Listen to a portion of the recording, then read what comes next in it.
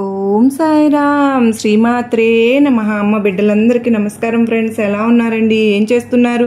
అందరూ బాగున్నారు కదా? మన అమ్మ దయ వల్ల అందరూ బాగున్నారని, బాగుండాలని మనస్ఫూర్తిగా అమ్మవారిని కోరుకుంటూ మీరందరూ కూడా ఈరోజు సుఖంగా సంతోషంగా అమ్మవారి సందేశాన్ని వింటారు కదూ. అయితే అమ్మవారు ఏం చెప్తూ ఉన్నారంటే, బిడ్డ నా కళ్ళలోకి చూస్తూ ఇప్పుడే నువ్వు హనుమంతుని వెంటనే తాకమ్మ, నీ సమస్యలన్నింటికి కూడా కారణాన్ని చెప్తాను, నిర్లక్ష్యం చేయకు బిడ్డ అని చెప్పి ఏదో తెలియని సందేశాన్ని ఈరోజు అమ్మవారు మనకు అందించడానికి మన ముందుకు వచ్చారండి. మరి అమ్మవారు ఏం సందేశం అందించినా కూడా అది మన భవిష్యత్తుకు పునాది లాంటిది అని చెప్పి మనందరికీ కూడా తెలిసిన విషయమే కదా. మరి ఎవరికైతే అమ్మవారి యొక్క పూర్తి సందేశం వినాలి అని అనుకుంటున్నారో వారందరికీ కూడా నిజంగా అదృష్ట భాగ్యం అనేది కలుగుతుంది. కనుక వీడియోని ఎక్కడ కూడా స్కిప్ చేయకుండా చివరి వరకు చూస్తూనే మీకు ఈ సందేశం తాలూకు పూర్తి ఆంతర్యం అనేది అర్థమవుతుంది. ఆలస్యం చేయకుండా వీడియోలోకి అయితే వెళ్ళిపోదాం అండి. వీడియోలోకి వెళ్లే ముందు ఒక చిన్న రిక్వెస్ట్ అండి. చాలామంది అమ్మవారి వీడియోస్ చాలా మాకు కనెక్ట్ అవుతూ ఉన్నాయి అక్క, మాకు ఎన్నో సమస్యల నుంచి మేము సతమతమైపోతున్న సమయంలో అమ్మవారి వీడియోస్ అనేవి మాకు చాలా ఊరటను కలిగిస్తూ ఉన్నాయి. నిజంగా స్వయంగా అమ్మవారే వచ్చి చెప్తూ ఉన్నట్లుంది. మేము మా జీవితంలో కష్ట సమయంలో ఉన్నప్పుడు అసలు నేను దాని నుంచి బయటపడగలనా అనుకున్నాను అక్క. అటువంటి సమయంలో అమ్మవారు సందేశం మేము వినడం జరిగింది. చాలా తేలికగా మేము దాని నుంచి బయటపడి ఈ రోజున ఆనందంగా జీవితంలో ముందుకు అడుగు వేస్తున్నాము. అంటే నిజంగా మీరు మాకు చాలా సహాయం చేశారక్క అని చెప్పి. నిజమేనండి, నాదేమీ లేదు ఫ్రెండ్స్, అమ్మవారు నడిపిస్తే నడుస్తున్నాను. అమ్మవారి సందేశాన్ని మీరు తప్పకుండా నమ్మకంతో కనెక్ట్ అవ్వండి. తప్పకుండా మీరు ఆశించిన మార్పులు మీ జీవితంలో ఖచ్చితంగా జరుగుతాయి. ఎక్కడా కూడా అసలు మీ సమస్యలు ఆగిపోవడం అనేది ఉండదండి. మీకు చక్కగా పరిష్కారాన్ని అమ్మవారు చూపిస్తూ ఉంటారు. తప్పకుండా మీ సమస్యలు ఏదైనా సరే కామెంట్ సెక్షన్లో షేర్ చేయండి. నేను అమ్మవారి గుడికి వెళ్ళినప్పుడు తప్పకుండా మీ పేరున అర్చనది చేయించుతాను. తప్పకుండా ఇప్పుడు అమ్మవారు చెప్పింది జరుగుతుంది అనే నమ్మకంతో కనెక్ట్ అవుతున్నారు కదా. ఇక అమ్మవారి సందేశం తెలుసుకుందామా? మరి బిడ్డ, నువ్వు నా కళ్ళలోకి చూడమ్మా. నా కళ్ళలోకి చూసి అలాగే నా కళ్ళని 2 నిమిషాలు గమనించు. నీ జీవితం మొత్తం కూడా నా కళ్ళలో నీకు కనిపిస్తూ ఉంటుంది. ఎందుకు తల్లి కళ్ళల్లో ఆ రకమైనటువంటి కన్నీటిని తెప్పించుకుంటున్నావు? నువ్వు నీకు ఏం అన్యాయం జరిగింది అని చెప్పి, ఏం బాధలు పడుతున్నావు అని చెప్పి నువ్వు నడి సముద్రంలో ఉన్నట్లుగా ఎందుకమ్మా ఇంత బాధపడుతున్నావు? బిడ్డ, ఈరోజు నువ్వు ఆంజనేయ స్వామిని తాకావు. ఆ స్వామి ఎంతటి బలశాలి, ఎంతటి శక్తివంతుడు, తను ఎంతటి బలశాలి అది చూస్తున్న మనందరికీ కూడా తెలుసు కదా. కానీ ఆ స్వామి వారికి తన శక్తి ఏంటో, తన బలం ఏంటో, తను ఏ విధంగా ఎందులోనైనా సరే నెగ్గగలుగుతారో, తనకు ఎంతటి ధైర్యం అనేది ఉందో స్వామి వారికి తెలియదు, చెప్తే కానీ. అలాగే నీలో ఉన్న ధైర్యం ఏంటి, నీలో ఉన్న ప్రతిభ ఏంటి, నీలో నలుగురికి సమాధానం చెప్పగలిగేటటువంటి శక్తి, అంత శక్తి ఉన్నప్పటికీ కూడాను ఎటువంటి శక్తి లేని శక్తిహీనురాలిలాగా నా ముందు నువ్వు చాలా బాధతో నిండి ఉండి చూస్తున్నావు. బిడ్డ, ఏం పర్వాలేదు. ఎందుకో తెలుసా? ఒక తల్లి ముందు తన బిడ్డ దుర్గమ్మ నాకు ఈ సహాయం చెయ్యి తల్లి అని చెప్పి నోరారా అడిగినప్పుడు ఆ తల్లి తన బిడ్డకు సహాయం చేయడానికి కొంచెం కానీ ఆలోచిస్తుందా చెప్పు? ఒక్కసారి చెప్పు తల్లి. అలాగే ఈ తల్లి ఉన్నంత కాలం నీకు ఎటువంటి దిగులు లేకుండా నేను చేస్తాను బిడ్డ. నువ్వు నడి సముద్రంలో ఉన్నట్లుగా ఎందుకు ఇంత బాధపడుతున్నావు? అసలు ఈ సముద్రంలో నేను మునిగిపోతానేమో, నన్ను కాపాడడానికి ఇక్కడ ఎవ్వరూ లేరు. అయ్యో, ఈ నీటి సాంద్రతకు, ఈ నీటి శక్తికి ప్రాణం కూడా పోతుంది. అయినా కానీ నన్ను పాపం అని అనేవాళ్లే లేరు అన్నట్లుగా బాధపడుతూ ఉన్నావు. ఒక్కసారి కళ్ళు తెరిచి చూడు.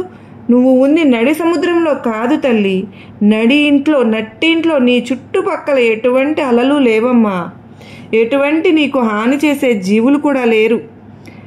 నువ్వు ఒక్కదానివే ఒంటరిగా ఉన్నావు.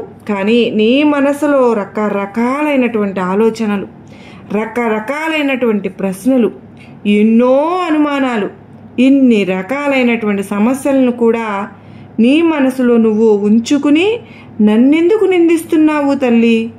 ఏ సమస్యకైనా సరే కానీ మూలం నీ మనసు నుంచే మొదలవుతుంది.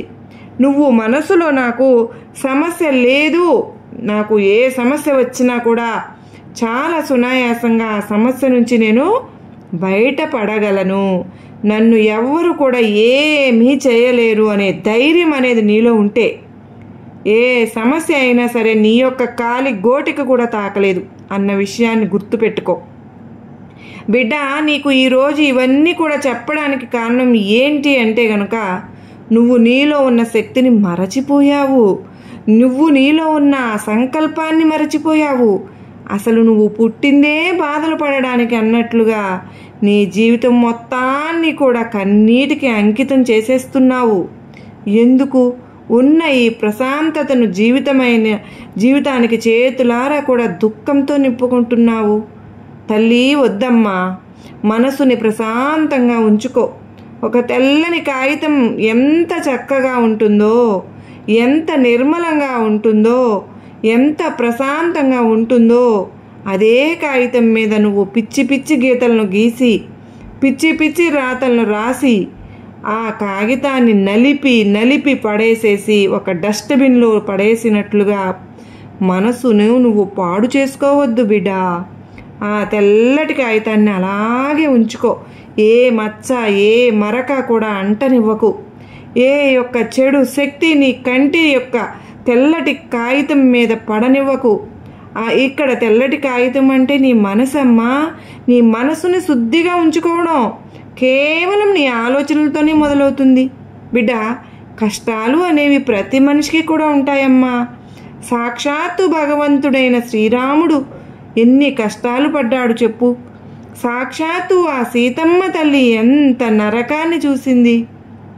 ఎంతో ధనవంతుడైన రాముల వారు చివరకు అడవులలో వనవాసం చేయాల్సి వచ్చింది కదూ. ఆ తల్లిని ఆ శ్రీరాముడు అవమానించారు అని చెప్పి, అనుమానించారు అని చెప్పి తను అగ్నికి అంటే భూదేవిలోకి కలిసిపోయింది కదా. భూదేవిలో అనింతటి కష్టాలు భగవంతుడే అనుభవించినప్పుడు మానవ మాతృరాలివి నువ్వెంత చెప్పు. ఒక్కసారి నువ్వు ఆలోచించుకో.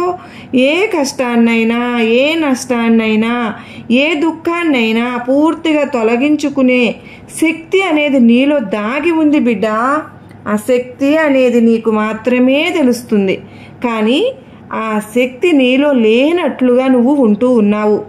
నీలో ఉన్న శక్తిని నువ్వే గుర్తించడం లేదు. నీ మనసుని ధైర్యంగా మలచుకో. ఈ సృష్టిలో ఒక్క ధైర్యం అనేది మనిషి దగ్గర ఉంటే చాలు, ఎటువంటి కీడు ఆ మనిషిని తాకలేదు అని చెప్పి నువ్వు గుర్తు పెట్టుకో. సుఖాన్నైనా, సంతోషాన్నైనా, దుఃఖాన్నైనా, బాధనైనా సరే, కానీ అన్నింటినీ కూడా సమానంగా నువ్వు తీసుకో. మనసులో ఎటువంటి ఈర్ష్య, అసూయలను రానివ్వకు. తల్లి, నువ్వు ఆ శక్తివంతుడైన హనుమంతుని రోజు తాకావమ్మా. అయితే ఆ హనుమంతుడే నీ యొక్క సమస్యలన్నింటికీ కూడా పరిష్కారాన్ని చెప్తారు. ఈరోజు హనుమంతుల వారి మాట ఏంటి అంటే, నీ సమస్యలన్నింటికీ కూడా ప్రధాన కారణం నీ మనసే. నీ మనసు ఆలోచించే దాన్ని బట్టే నీ జీవితం ఆధారపడి ఉంటుంది. ఆ మనసును నువ్వు సంతోషంగా మార్చుకుంటే నీ జీవితం కూడా సంతోషంతో నిండిపోతుంది. ఆ మనసుని నువ్వు ధైర్యంగా మలచుకుంటే నీ జీవితంలో నిన్ను ఎవరు కూడా నిన్ను వచ్చి తాకటానికి కూడా భయపడిపోతారు. బిడ్డా, ఈరోజు చక్కగా నువ్వు హనుమంతుని తాకావు. నువ్వు ఎంత మంచి రోజమ్మా ఈరోజు. నువ్వు ఈరోజు ఈ చిన్న పని గనక నువ్వు చేసుకున్నావు అంటే నీ కష్టాల నుంచి బయటపడిపోతావు. ఆ ఆంజనేయ స్వామి యొక్క అభయం అనేది నీకు దొరుకుతుంది. ఇక ఆంజనేయ స్వామి అభయం అనేది నీకు దొరికిన తర్వాత నీ జీవితంలో ఎటువంటి బాధలు ఉండవు అన్న విషయాన్ని నువ్వు గుర్తు పెట్టుకో. అయితే ఇవాల్టి రోజున నువ్వు ఏం చేస్తావు అంటే గనక చక్కగా నువ్వు పూజ చేసుకున్నావు కదా, నీట్గా అన్ని స్వామివారికి పూజ చేసుకుని ఆంజనేయ స్వామికి చక్కగా నువ్వు తెల్ల జిల్లేడు పువ్వులతో అలంకరించుకుని నువ్వు నీ యొక్క సంకల్పం అంటే నీ యొక్క బాధ, కష్టము, నష్టము, దుఃఖము ఏదైతే ఉందో, నువ్వు సమస్య ఏందో ఆ సమస్యను నువ్వు స్వామివారి ముందు పెట్టుకుని సంకల్పం తీరి నేను ఆనందంగా ఉండాలి అని చెప్పు కోరుకో తల్లి. ఖచ్చితంగా ఆంజనేయ స్వామిని యొక్క మనసును తెలుసుకుని నీ కోరికను నెరవేరుస్తారు. చక్కగా ఎర్రటి వస్త్రాలను ధరించి కుదిరితే ఆంజనేయ స్వామి దేవాలయానికి కూడా వెళ్ళమ్మా, ఆంజనేయ స్వామిని దర్శించుకో. వీలైతే తమలపాకుల మాల కూడా చక్కగా జై శ్రీరామ్ అని చెప్పి రాసుకుని చక్కగా మాలను స్వామివారికి అలంకరించుకో. హనుమాన్ చాలీసా చదువుకో. కుదిరితే సుందరకాండను కూడా పారాయణం చేసుకో. మనసుని ప్రశాంతంగా ఉంచుకో. ఇవాళ రోజున నీ కష్టాలు, నీ సమస్యలు, నీ బాధలు అన్నీ కూడా పూర్తిగా తీరిపోతాయి బిడ్డ. ఆంజనేయ స్వామి పాదాల దగ్గర ఉన్న సింధూరాన్ని చక్కగా ఒక డబ్బాకు తెచ్చి పెట్టుకో. నువ్వు ఏదైనా సరే ముఖ్యమైన పని మీద బయటకు వెళ్తున్నా సరే, లేదా ఏ పని అవసరం లేదు, ఇంకా ఏ కార్యము కూడా నువ్వు చేయాల్సిన పని లేదు, రోజు నిత్యము స్నానం చేసిన తరువాత ఆ స్వామివారి సింధూరాన్ని నుదుటిని ధరించే ప్రయత్నం చేయి బిడ్డ.